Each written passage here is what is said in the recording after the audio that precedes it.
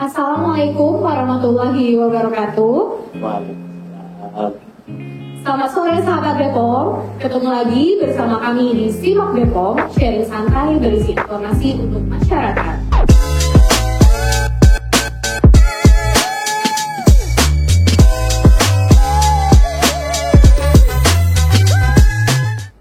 Oke sahabat Bepom, ini udah episode ketiga ya. Di periode ini kita sharing santai si Simak Bepomnya. Nah, di periode ini kita akan membahas tentang dokumen informasi produk atau disingkat dengan DIP. Nah, DIP ini akan erat hubungannya atau diperlukan oleh pelaku usaha yang sedang mendaftarkan produk kosmetiknya atau mau mengajukan. Jadi untuk sahabat Bepom yang ingin mengajukan pendaftaran kosmetika atau sedang mengajukan pendaftarannya, bisa menyimak Simak Bepom kita kali ini. Nah, sebelumnya sahabat Bepom, mungkin kalau sahabat Bepom sering nonton nih, nyimak Simak Bepom, mungkin sudah tidak asing ya dengan wajah-wajah kami ini. Oke, tapi saya tetap memperkenalkan diri. Nama saya Melisa. Saya akan menjadi host pada siang hari ini.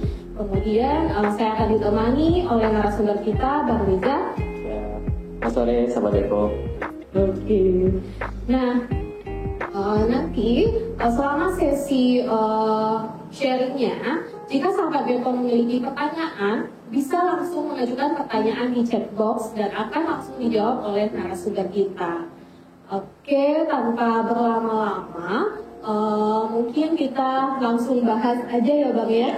Nah, mungkin yang pertama, DIP itu apa mungkin ya terlintas bagi sahabat Bepom yang ingin mengajukan notifikasi kosmetikanya nih. DIP itu apa sih? Gitu.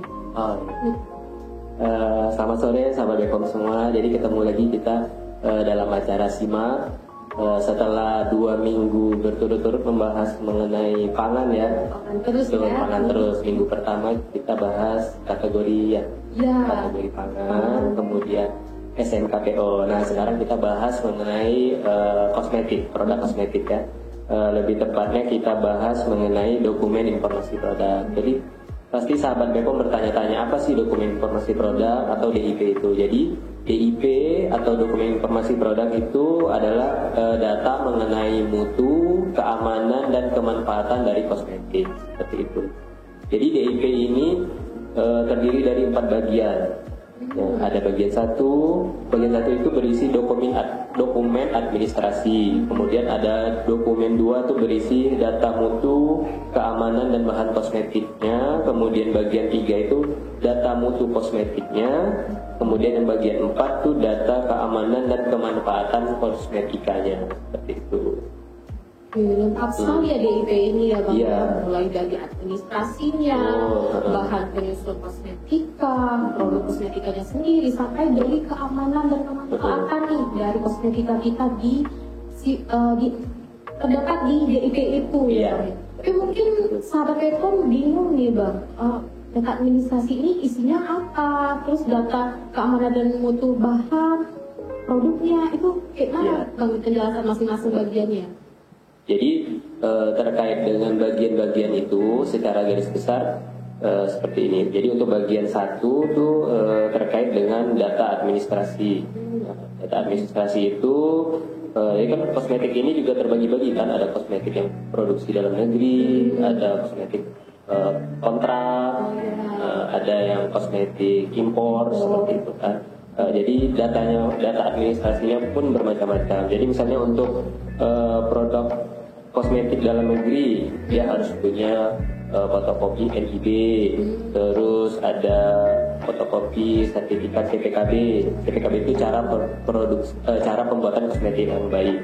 Kemudian ada surat pernyataan terkait merek. Nah kalau misalnya untuk kosmetik impor, selain data itu tadi mungkin ada lagi namanya LOA, Letter of Appointment atau penunjukan keagenan. Nah itu juga harus dilampirkan. Kemudian ada sertifikat pre of sale dari negara asalnya, seperti itu.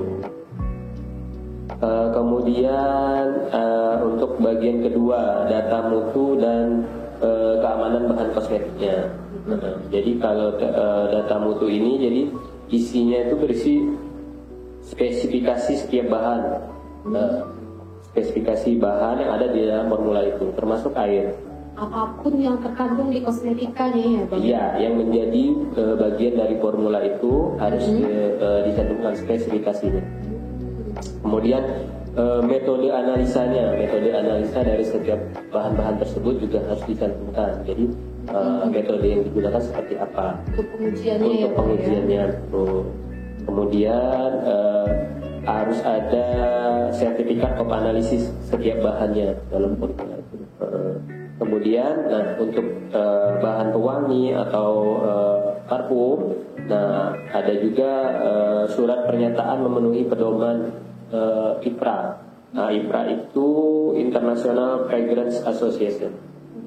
Jadi untuk khusus parfum, untuk bahan pewangi ya, bahan pewangi itu bahan harus. pewangi berarti apapun itu yang ada pewanginya gitu ya? Ya, bahan pewangi sebagai bahan baku parfum ya, yang dia harus sesuai dengan pedoman dari IPRA itu. Kemudian bagian ketiga, kalau bagian ketiga ini dokumen data mutu kosmetik. Nah, kalau tadi itu terkait bahan-bahannya, nah sekarang itu dokumen data mutu kosmetiknya. Lebih ke si produknya sendiri. Si produknya, betul. Jadi untuk bagian ketiga ini isinya formula lengkap dari kosmetik misalnya. Jadi ada formulanya, kemudian dokumen ringkasan cara pembuatan kosmetik, kemudian mungkin terkait dokumen penjelasan nomor batch-nya itu seperti apa, penomorannya, artinya, nomornya. Kalau tadi kan ada juga sertifikat analisis setiap bahannya. Nah, ini sertifikat analisis dari si produknya, produk kosmetiknya, produk jadinya, betul. Kemudian hasil cemaran mikroba, cemaran logam beratnya, seperti itu. Sama itu apa, stabilitas kosmetiknya. Iya. Stabilitas kosmetiknya seperti apa, tahan di suhu berapa, seperti itu, berapa lama, itu harus di bagian ketiga ini ya. Kemudian di bagian terakhir, di bagian 4 yaitu dokumen data keamanan dan kemanfaatan produk kosmetik. Jadi ini hampir sama dengan dokumen ketiga ini untuk produk kosmetiknya. Tapi kalau yang ketiga ini terkait mutu kosmetiknya, yang ini terkait data keamanan dan kemanfaatannya. Jadi isinya itu penilaian keamanan produknya, dokumen terkait penilaiannya, kemudian kompilasi catatan laporan efek samping terkait penggunaannya terhadap manusia, jika ada ya harus dilampirkan. Kemudian data pendukung klaim kosmetik. Jadi kan kita sering, kalau kosmetik kan kita sering juga kan ya, kalau misalnya sampo dia mengklaim menghilangkan ketombe misalnya, nah dia harus melampirkan klaimnya itu, pengujiannya seperti apa, apakah sesuai dengan klaim yang dia maksud. Iya, berarti kayak skincare, sunscreen contohnya itu kan ada SPF 30 itu harus ada data. Harus ada datanya, data kenapa bisa mengklaim seperti itu. Jadi nggak salah-salah. Berarti ini emang si DIP ini sangat mengulik dari awal sampai akhir si produknya ya Bang ya. Jadi si pelaku usaha ini harap diperhatikan karena ini mesti ada ya Bang ya. Iya, itu wajib ada. Ya. Kemudian yang terakhir untuk di bagian keempat yaitu penandaan dan informasi. Jadi kalau penandaan ini terkait dengan yang ada di label. Oh iya. Ya, namanya, kemudian case-nya, produsennya dan ya. Lengkap sekali ya sahabat Bepom. Tapi Bang, kapan sih si pelaku usaha ini harus menyiapkan si DIP ini? Apakah si DIP ini salah satu syarat nih ketika pelaku usaha mendapatkan produknya atau bagaimana? Ya, jadi sahabat Bepom sebaiknya menyiapkan dokumen informasi produk ini atau DIP ini sebelum melakukan notifikasi, seperti itu. Sebelum melakukan notifikasi sebaiknya menyiapkan DIP. memang DIP ini tidak perlu dibawa atau diserahkan kepada ke Badan POM saat melakukan pendaftaran produk. Tapi nanti akan ada audit dari Badan POM untuk melihat terkait dokumen informasi produknya, apakah ada atau tidak, apakah sesuai atau tidak.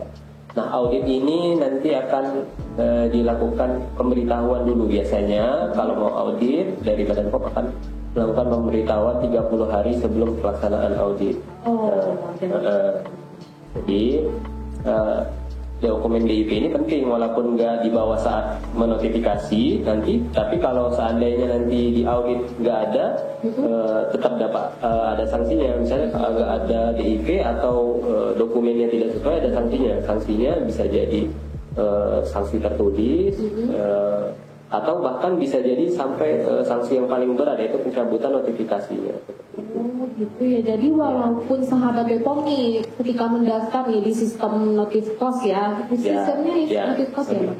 Nah nanti ketika nggak ada nih disuruh upload DIP, tapi kan tetap walaupun di sana nggak ada, tapi nanti ketika nomor izin edarnya atau nomor notifikasi kosmetikanya sudah keluar, itu Badan POM akan melakukan audit.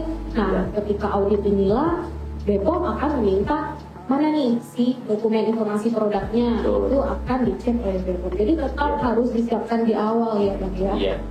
Oke sahabat BPOM, sampai di sini sudah lumayan tergambar ya DIP itu apa, kandungannya seperti apa. Sebelum kita lanjutkan ke pertanyaan-pertanyaan berikutnya, bagi sahabat BPOM yang ingin mengajukan pertanyaan boleh mengirimkan via chat box. Dan untuk sekarang kita simak-simak dulu iklan berikut. Beli obat, ingat BPOM, ingat Ceklik. Beli suplemen kesehatan, ingat BPOM, ingat Ceklik.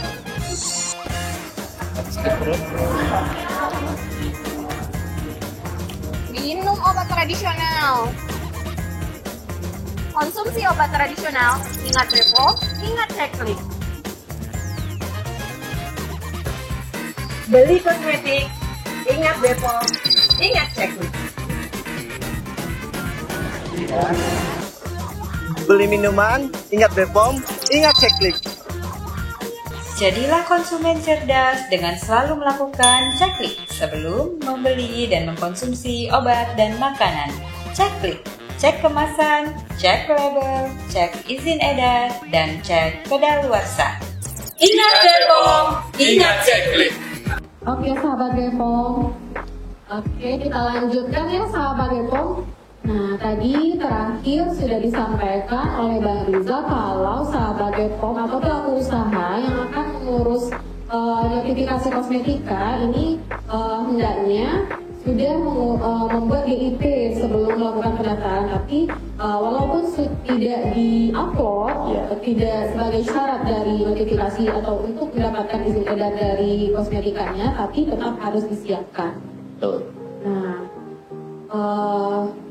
kan udah disiapkan. Nah, ketika menyiapkan ini Bang, ini si DIP ini apakah harus dalam bentuk hard copy atau boleh soft copy? Jadi untuk dokumen informasi produk ini disiapkan tidak harus dalam bentuk hard copy, boleh dalam bentuk soft copy. Kemudian disarankan bentuknya harus PDF. Jadi untuk meminimalkan pemalsuan terkait dokumen seperti itu. Jadi dikembalikan lagi ke pelaku usaha. Dikembalikan ke pelaku usaha, enaknya seperti apa menyimpan dokumen. Kalau karena kan banyak juga industri mungkin yang sudah mengurangi penggunaan kertas. Iya betul. Oke, jadi boleh sahabat BPOM ya, backup copy, fotokopi, boleh. Nah kemudian karena ini kan DIP ini lumayan lengkap ya isinya ya Bang ya. Nah ini siapa sih yang harus menyimpannya? Ya. Jadi yang wajib menyimpan dokumen informasi produk yaitu si pemilik notifikasi kosmetik atau yang mempunyai izin edar kosmetik, belum ada izin edar kosmetik. Jadi si pemilik notifikasi kosmetik lah yang harus menyimpan.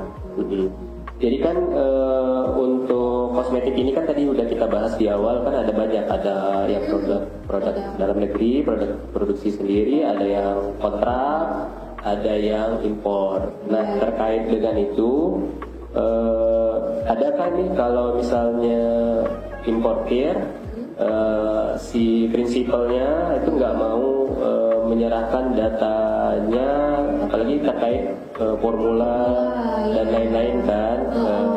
Jadi kalau seandainya si prinsipal atau si misalnya kalau yang kontrak, si penerima kontraknya nggak mau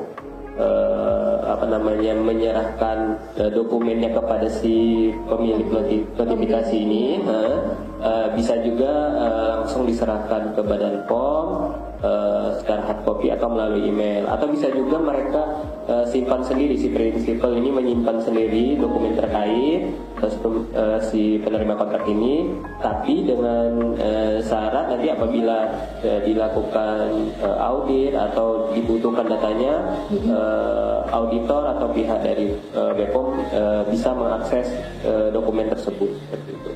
Juga jadi ya mungkin bagi produsen kali ya Bang ya, bagi apalagi untuk produk-produk yang mungkin laku nih di pasaran gitu ya. Jadi mungkin mereka merasa was-was nih, si data formula saya kalau saya kasih ke importir mungkin ya, atau ke pemberi kontrak takutnya bocor nih, di copy nih sama industri lain gitu. Nah itu aman ya sahabat BPOM ya. Jadi jika ada keraguan atau tidak berkenan untuk memberikan DIP-nya ke importir atau ke pemberi kontrak, itu bisa mengirimkan langsung ke BPOM. Jadi BPOM akan menyimpan dan menjamin kerahasiaan data dari pelaku usaha.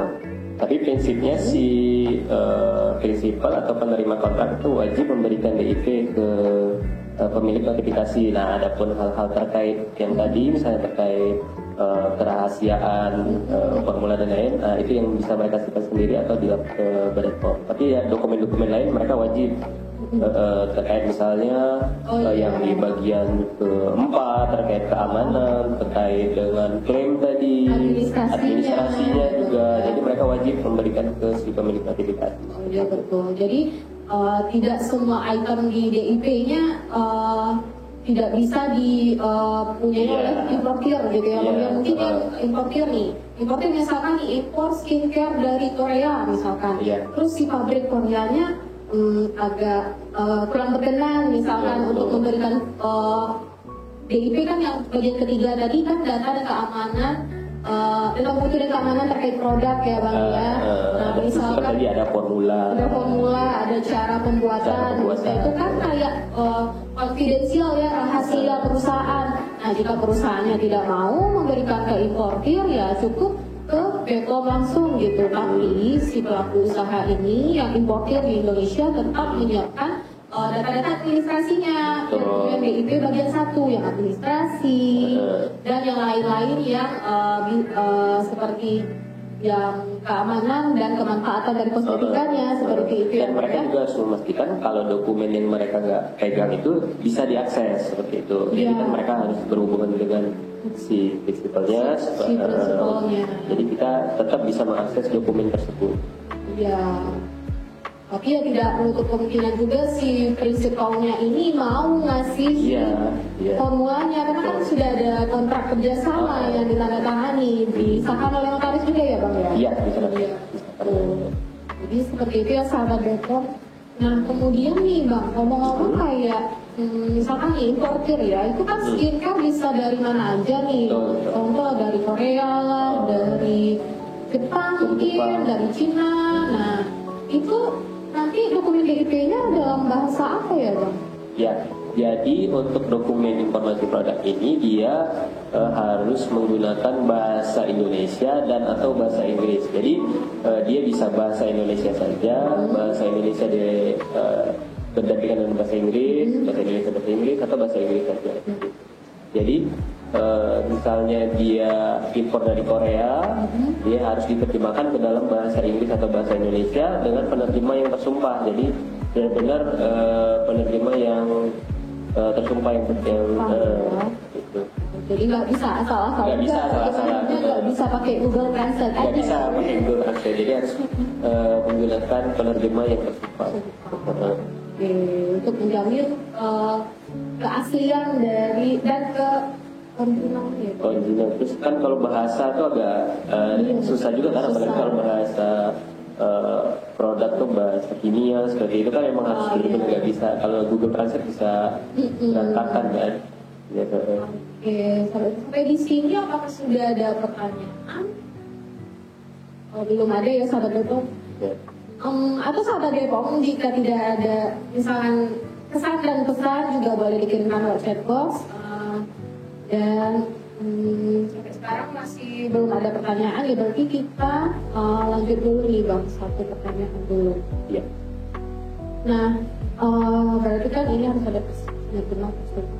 Nah, si DIP ini sendiri berapa tahun nih Bang baru disimpannya? Apakah selama-lamanya atau bagaimana? Iya.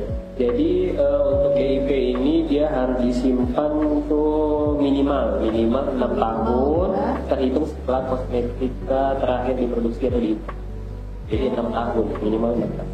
Terakhir diproduksi atau diimpor. Betul. Oh gitu. Berarti yang kalau diproduksi terus-menerus ya terus-menerus disimpan. Gitu, betul. Ya. Oke, sahabat Depok, sebelum kita lanjutkan lagi pembahasan terkait DIP-nya, kita simak dulu iklan berikut. NIB ada Bu? NIB Nggak ada tuh. nggak ada yang dia. Supe? Aduh, bikin izin edar susah dan lama. Buat izin edar susah dan lama. Sudah tidak zamannya lagi. Biar cepat, ikuti prosedurnya. Biar cepat, penuhi persyaratannya. Biar cepat, daftar sendiri. Jangan pakai calo. Benar sekali. Sekarang zamannya perizinan sangat mudah. Untuk urus izin edar obat dan makanan, pastikan ikuti prosedurnya, penuhi persyaratannya, dan urus sendiri. Jangan pakai calo. Akses standar pelayanan publik Balai POM di Batam dengan mudah, kapanpun, dan dimanapun. Kami siap melayani.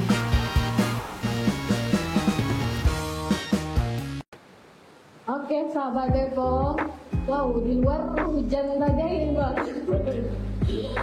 Oke, walaupun di luar hujan badai, tetap semangatnya tetap untuk mendengarkan DIP ya, sahabat Depok ya. Oke, kita lanjutkan lagi. Nah, jadi kan DIP ini ditanyakan nantinya ketika audit ya Bang ya. Nah, misalkan nih pelaku usaha, oh saya udah diaudit nih. Nah, nanti kedepannya aman lah katanya gitu. Jadi sebenarnya gimana Bang? Kalau udah diaudit, bebaskah dari ancaman audit lagi apa gimana? Jadi enggak.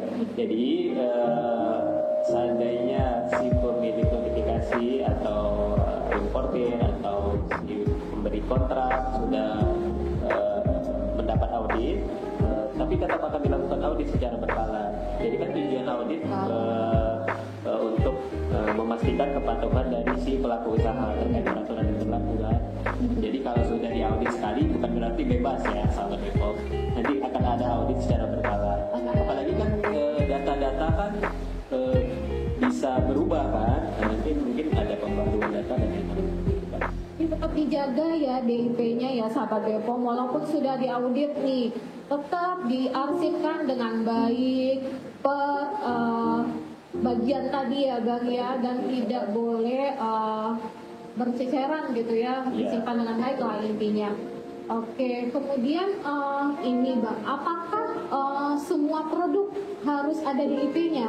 Misalkan nih ada sunscreen yang mengandung pegagan misalkan, terus ada sunscreen mengandung niacinamide misalkan kayak gitu, apakah per produknya ada DIP-nya? Iya, jadi DIP itu dokumen informasi produk itu berlaku untuk setiap produk. Jadi DIP itu untuk per produk. Misalkan nih seperti ini, si importir atau si perusahaan itu buat DIP dari perusahaan yang sama, perusahaan A, atau impor dari perusahaan yang sama, perusahaan A. Nah di bagian satu kan data-datanya sama. Ya, nah bagian satu itu dia bisa boleh terpisah dari bagian yang lain. Jadi boleh terpisah dari bagian 2, 3, dan 4. Karena kan bagian satu itu data administrasi itu terkait hal-hal umum kan. Bisa jadi misalnya untuk produk 1, 2, 3 ini data administrasinya sama, terkait kerjasamanya, sertifikat CPKB-nya. Nah kalau yang 2, 3, 4 ini dia menjadi satu karena terkait satu produk kan dari per produk kan, karena kan bahannya yang ada di bagian itu bahannya, terus keamanan produknya kan, keamanan untuk produknya. Keempat kan terkait keamanan kemanfaatannya kan. Oke, jadi per produk ya sahabat Bepom ya, kalau bagian 2, 3, 4. Kalau bagian 1 karena dia data administrasi ini bisa mengcover beberapa produk ya yang emang sama data administrasinya gitu sahabat Bepom. Oke, banyak sekali ya informasi yang kita dapatkan. Kemudian apakah DIP ini perlu diperbaharui, Bang?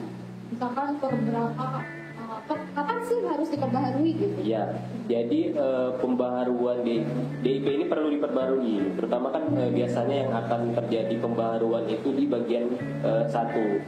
Di bagian administrasi. Karena kan seperti contohnya sertifikat CPKB. Sertifikat CPKB cara terbukti yang baik itu kan ada masa berlakunya nih. Kadang kan nggak sesuai juga dengan masa dari izin edarnya kan, notif posnya. Bisa jadi CPKB-nya sudah habis. Nah itu harus diperbarui lagi kan. Nah diperbarui jadi harus diupdate datanya itu. Atau LOA, penunjukan keagenan tadi kan bisa jadi sudah habis. Kalau untuk produk impor kan sudah habis masa penunjukan keagenannya, jadi harus diperbarui lagi kan. Sebenarnya kan disarankan tidak ada batasan waktu seperti LOA tadi, nggak ada batasan waktunya harus seperti apa, tapi kan disarankan menyesuaikan dengan masa dari berlakunya si izin edarnya supaya lebih enak kan, lebih gampang gitu. Tapi nggak ada ketentuannya. Jadi karena nggak ada ketentuan kan kadang-kadang bisa jadi nggak sinkron kan, bisa jadi masanya sudah habis, masa LOA-nya sudah habis, kerjasamanya, penunjukan keagenannya. Jadi itulah yang harus, sementara kan izin edarnya masih berlaku, masih panjang nih, itu udah habis. Nah itulah yang harus diperbarui. Nah kalau seandainya ada perubahan kalau terkait bahan baku atau formula, nah kalau itu nggak bisa, bukan BIP-nya yang diperbarui, jadi kalau itu harus notifikasi ulang kan, terjadi perubahan formula terkait dengan produknya kan, jadi menotifikasi ulang dan menyiapkan BIP yang baru kalau seperti itu. Oh, jadi seperti itu ya sahabat Bepom. Kalau misalkan yang berubah cuma terkait administrasi nih, masa berlaku sertifikat CPKB-nya habis, jadi berubah DIP-nya aja. Berubah cuma bisa diperbarui DIP-nya, sertifikat CPKB-nya dilampirkan yang baru. Begitupun dengan LOA atau hal-hal yang administrasi lain, ketika ada perbaruan itu langsung dilampirkan yang barunya. Kemudian kalau sahabat Bepom tapi kalau jika dia melakukan perubahan formula, baik itu formula komposisi bahan aktif maupun bahan tambahan, itu dinotifikasi lagi ya di Bepom. Dinotifikasi ini maksudnya didaftarkan kembali ke Bepom, otomatis membuat DIP baru. Itu ya sahabat Bepom. Oke, sampai di sini apakah ada pertanyaan dari sahabat Bepom? Sepertinya ada komen Kak soalnya.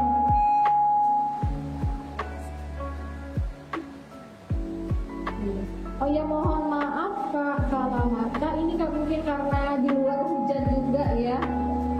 Baik, terima kasih atas sarannya. Kami akan mengeraskan lagi suaranya. Baik, jika tidak ada pertanyaan, mungkin ini ya Bang ya, pesan-pesan nih untuk pelaku usaha notifikasi kosmetika dalam penyusunan DIP, ada pesan-pesan seperti apa Bang? Ya, jadi untuk sahabat Bepom semua yang atau pelaku usaha yang bergerak di bidang kosmetik, supaya menyiapkan dokumen informasi produknya, sebaiknya menyiapkan DIP-nya sebelum melakukan notifikasi. Jadi kita sudah menyiapkan apa-apa saja, dokumen apa saja yang dibutuhkan, kemudian bahan bakunya seperti apa, kemudian formulanya. Kan sebelum melakukan notifikasi sebaiknya kita juga mengetahui apa sih produk kita itu, kan seperti itu sebaiknya. Karena walaupun ini dokumen informasi produk ini tidak dibawa saat melakukan notifikasi, nanti juga akan dilakukan audit oleh Badan POM terkait dokumen ini. Jadi apabila nanti dokumennya nggak ada atau dokumennya nggak sesuai, bisa jadi mendapatkan sanksi. Sanksi bisa sanksi ringan apabila misalnya cuma sekedar ketidaksesuaian dokumennya, atau kalau misalnya nggak ada misalnya dokumennya, bisa jadi sampai ke pencabutan notifikasinya. Jadi sahabat Bepom sebaiknya yang ingin melakukan notifikasi kosmetik menyiapkan dokumen informasi produk seperti itu. Ya, berarti sahabat Bepom dari awal nih udah harus prepare nih, siap-siap apa aja yang ada di bagian dari DIP ini benar-benar harus disiapkan. Jangan ketika nanti sudah dapat izin edar baru kelimpungan nih bikin DIP, bikin DIP. Iya, betul. Akan lebih nyaman ketika kita mempersiapkan dari awal dengan baik gitu. Ngomong-ngomong nih Bang, ada pertanyaan dari sahabat Bepom dari @kalamata_jamu. Kak, kalau lulur berbahan rempah-rempah apakah termasuk kosmetik? Lulur berbahan rempah-rempah ya. Untuk lulur sesuai dengan tujuannya, walaupun dia berbahan rempah-rempah, kan tujuannya untuk sebagai kosmetika. Kan kita harus juga ingat pengertian dari kosmetik. Kosmetik itu kan adalah untuk mewangikan, seperti itu, memperbaiki kondisi tubuh segala macam, untuk penggunaannya di luar dari epidermis kulit, seperti itu kan. Jadi sesuai dengan tujuan penggunaannya, lulur kan untuk untuk kulit kan, untuk kosmetik kan. Jadi dia termasuk ke dalam kategori kosmetik juga. Ya betul. Jadi kakak mata jamu ini si lulur ini masuk ke dalam kategori kosmetika. Ya karena dia untuk memperbaiki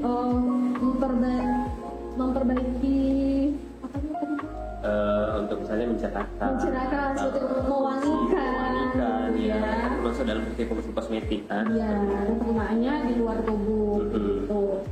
Jadi seperti itu ya Kak. Oke, apakah ada pertanyaan lagi?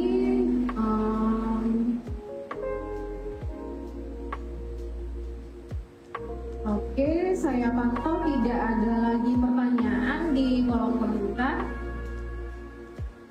Baik, jika tidak ada pertanyaan lagi, terima kasih banyak Bang Riza atas informasinya terkait dokumen informasi produk yang sangat padat dan bermanfaat ini.